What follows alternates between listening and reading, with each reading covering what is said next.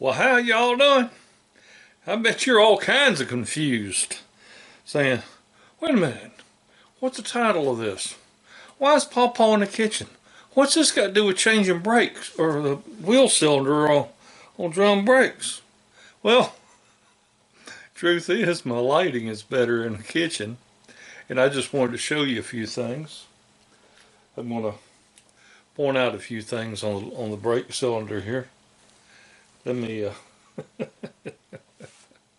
let me get the camera set up.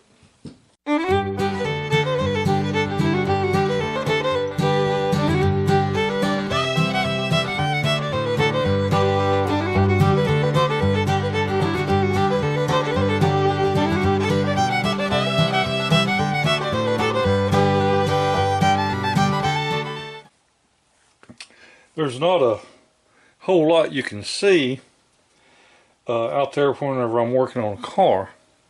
So I wanted to show this to you in here. There we go. Okay. This hole and this hole are where two little screws go to hold this thing onto the backing plate of the drums, or the wheel, the backing plate back there where the wheel bolts on. Now this whole fella right here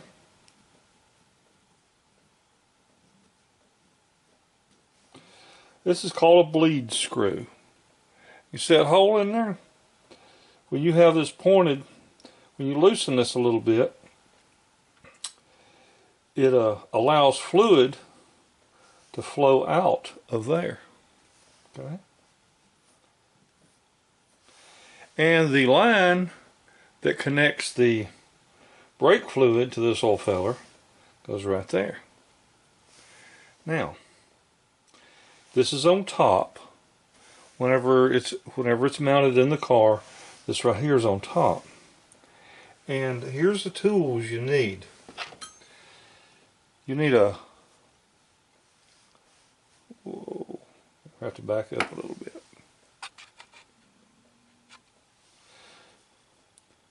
You're going to need a 6-point socket. This is a 1/2 inch.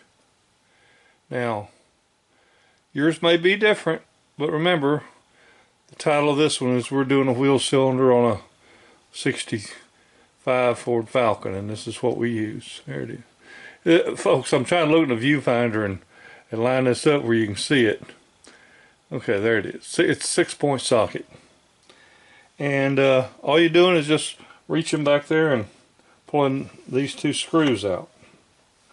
And you'll see in the video that I'm doing it what you call blind. I'm just doing it by feel because I know exactly what I'm going to be doing here, and I don't need to climb up underneath the car. Now, these are called flare nut wrenches, and let me see if I can get in front of the camera so you can see what it looks like. There.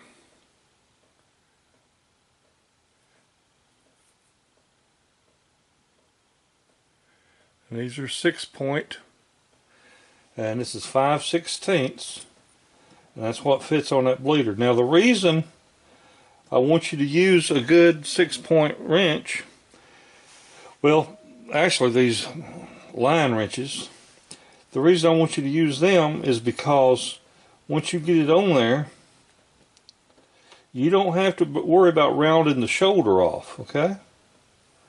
You get one of these wrenches on there, and by golly, it's going to do you a good job. But what I ran into was when I went to pull the brake line with, I believe it's 7/6, might have been 3/8. When I went to pull the nut off the brake line, maybe it was 7/16. Problem I ran into was the bleeder was in the way. So the easiest way to do it is take that bleed screw out, disconnect or connect, whatever you're doing, your brake line first, then put the bleed screw in it. So that's what I'm going to be doing out there on a car. And like I said, there ain't much that you can see out there, but I wanted to point this out to you so you understand whenever I'm back there putting that on. Alright, well, let's go out to the car and see what we can get into.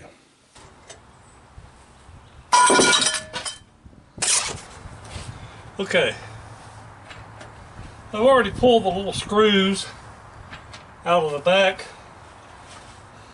of the wheel cylinder. I also pulled the bleed screw out of the back because it was in the way of my using the wrench to remove the brake line.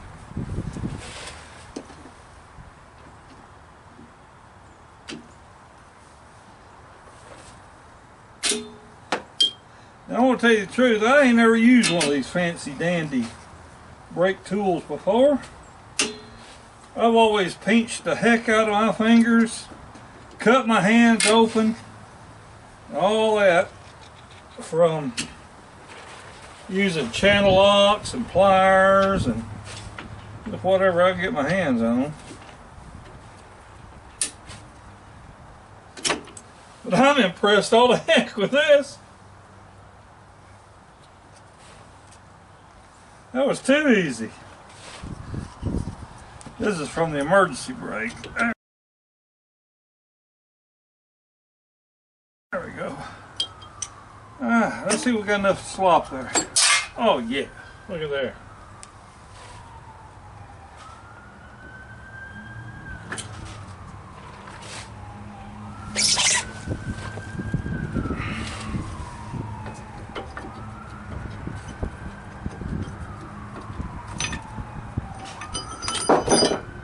There comes that one.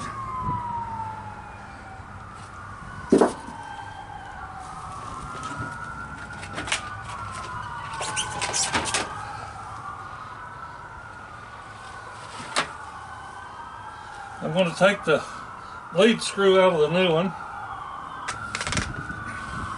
Alright, here's the new one.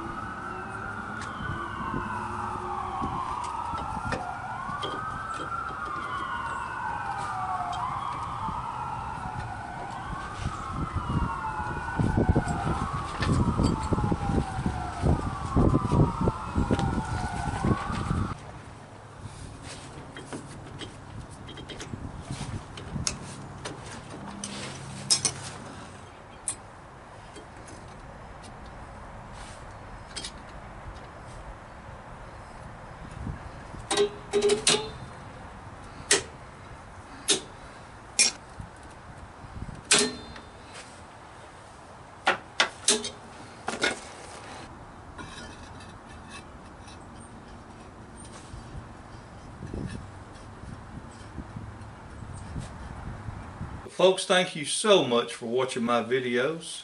Y'all have a wonderful day and a better tomorrow. Bye, everybody.